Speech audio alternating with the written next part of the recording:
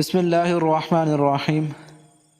ایک دفعہ کا ذکر ہے کہ کسی گاؤں میں ایک کسان کے گھر کے باہر 3 پردیسی بوڑھے مرد آرام کی غرض سے بیٹھے آپس میں گفتگو کر رہے تھے۔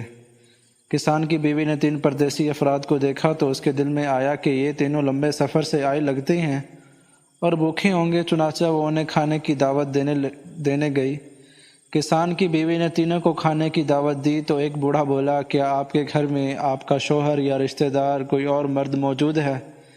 کسان کی بیوی بولی، میرا شوہر تو ہل چلانے گیا ہے اور وہ شام کو واپس لوٹے گا۔ بوڑھے نے عورت کی بات سن کر جواب دیا، پھر ہم آپ کے گھر کھانا کھانے نہیں آ سکتے، کیونکہ ہم صرف اسی کے گھر میں کھانا کھانے جاتے ہیں جہاں کوئی مرد موجود ہو۔ بوڑھے کے جواب پر کسان کی بیوی واپس گھر لوٹ آئی اور اپنے روزمرہ کے کاموں میں مشغول ہو گئی۔ شام کا کسان کھیتوں سے واپس لوٹا تو اس نے تینوں بوڑھوں کو گھر کے قریب بیٹھا پایا تو اپنی بیوی سے پوچھا، یہ تینوں پردیسی مہمان لگتے ہیں، کیا تم نے ان سے کھانے کا پوچھا؟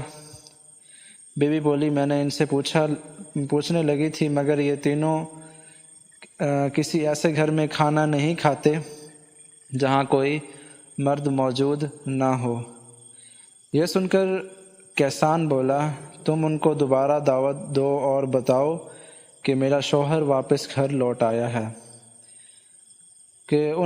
کسان کی بیوی دوبارہ ان تینوں کے پاس گئی اور بولی کہ گھر میں میرا شوہر لوٹ آیا ہے، آپ تشریف لے آئیں اور کھانے پر ہمارے مہمان بنیے، اس سے ہمیں بہت خوشی ہوگی۔ کسان کی بیوی کی بات سن کر بوڑھا بولا، ہم تینوں اکٹھے تمہارے گھر میں کھانا کھانے نہیں آ سکتے، تمہیں چاہیے ہم تینوں میں سے کسی ایک کو اپنے ساتھ لے جاؤ اور کھانا کھلا دو۔ کسان کی بیوی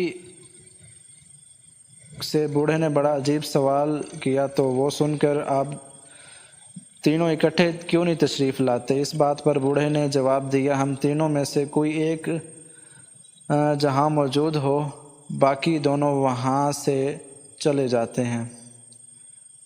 پھر اپنے ایک ساتھی کی طرف اشارہ کیا اور بولا، یہ دولت ہے اور یہ جس کے گھر میں جاتا ہے وہاں کے افراد کو دولت کی ریل پیل ہو جاتی ہے۔ پھر دوسرے ساتھی کی طرف اشارہ کر کے بولا، یہ فتح ہے اور یہ جس کے گھر میں جائے اس گھر کے افراد ہر میدان میں کامیاب ہو جاتے ہیں۔ اور پھر بولا، میں محبت ہوں، میں جہاں چلا جاؤں وہاں کے مکینوں کے دل محبت سے لبریز ہو جاتے ہیں، اس لیے تم گھر جاؤ اور مشورہ کرو کہ تمہیں ہم میں سے کس کی ضرورت زیادہ ہے۔ کسان کی بیوی گھر لوٹی اور کسان کو ان بوڑھوں کے جواب سے آگاہ کیا اور بولی، ہمیں چاہیے کہ ہم دولت کو اپنے گھر کھانے پر مدعو کریں تاکہ ہمارے پیسے کی مشکلات حل ہو جائے۔ یہ سن کر کسان بولا، ہمیں پیسے سے زیادہ کامیابی کی ضرورت ہے، اس لیے ہمیں فتح کو اپنے گھر بلانا چاہیے۔ کسان کی بیٹی جو قریب بیٹھی دونوں کی گفتگو سن رہی تھی بولی، اگر ہم محبت کو اپنے گھر کھانے پر بلائیں تو وہ ہمارے دلوں میں اتنا اطمینان بھر دے گا کہ ہمیں دولت اور کامیابی کی پرواہ نہیں رہے گی۔